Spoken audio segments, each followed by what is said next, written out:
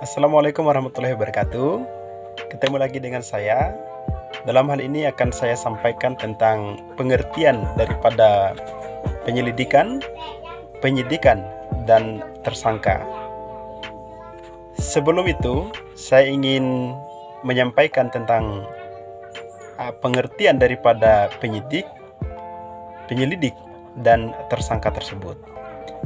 Tentunya, pengertian-pengertian istilah ini kita temukan dalam Undang-Undang Nomor 8 Tahun 1981 tentang Kitab Undang-Undang Hukum Acara Pidana. Penyidik, kita bisa memaknai bahwasannya penyidik merupakan pejabat kepolisian negara atau pegawai negeri sipil yang ditugaskan oleh undang-undang untuk melakukan tindak penyidikan. Artinya, penyidik ini tidak sekedar seorang kepolisian, melainkan pejabat negara atau pegawai negeri sipil pun bisa melakukan tindak penyidikan. Seperti halnya dalam institusi kejaksaan atau dalam institusi KPK atau bahkan dalam institusi BNN dan lain-lain. Kemudian yang kedua adalah penyelidikan. Kalau penyelidikan merupakan pejabat Polri yang diperintahkan oleh undang-undang untuk melakukan serangkaian tindakan penyelidikan dalam rangka menemukan atau menentukan suatu peristiwa, apakah itu adalah peristiwa pidana atau bukan. Nah, setelah itu kita akan membicarakan tentang pengertian daripada penyelidikan dan penyidikan tersebut. Yang pertama adalah tentang penyelidikan. Penyelidikan adalah serangkaian tindakan penyelidik untuk mencari dan menemukan suatu peristiwa yang diduga sebagai tindak pidana guna menentukan dapat atau tidaknya dilakukan penyidikan menurut cara yang diatur dalam undang-undang ini. Dalam undang-undang ini yang dimaksud adalah Undang-Undang Nomor 8 Tahun 1981. Kemudian dalam proses penyelidikan ini tentu saja menemukan atau menentukan tindak pidana. Bagaimana untuk mengetahui tindak pidana itu terpenuhi dalam suatu proses atau perbuatan seseorang?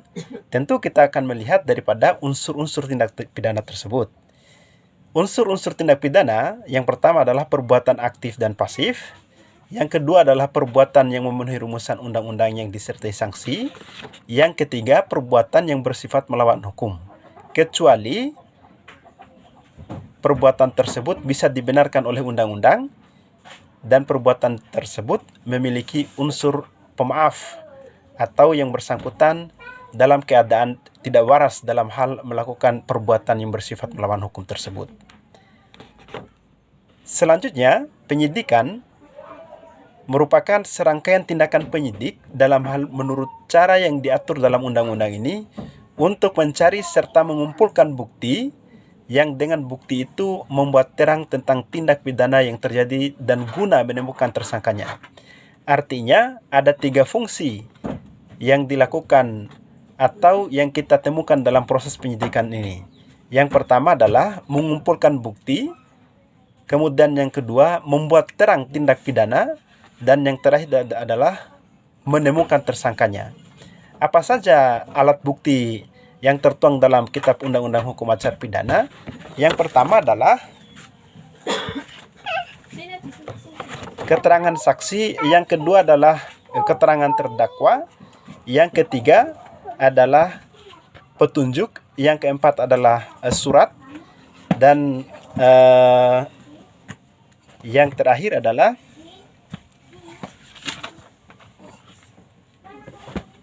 keterangan ahli atau doktrin. Nah, apabila 2 komponen dari 5 alat bukti tersebut terpenuhi, maka dapatlah seseorang ditetapkan sebagai tersangka. Oleh karena itu, tersangka merupakan seseorang yang karena perbuatannya atau keadaannya berdasarkan bukti permulaan yang patut diduga sebagai pelaku tindak pidana.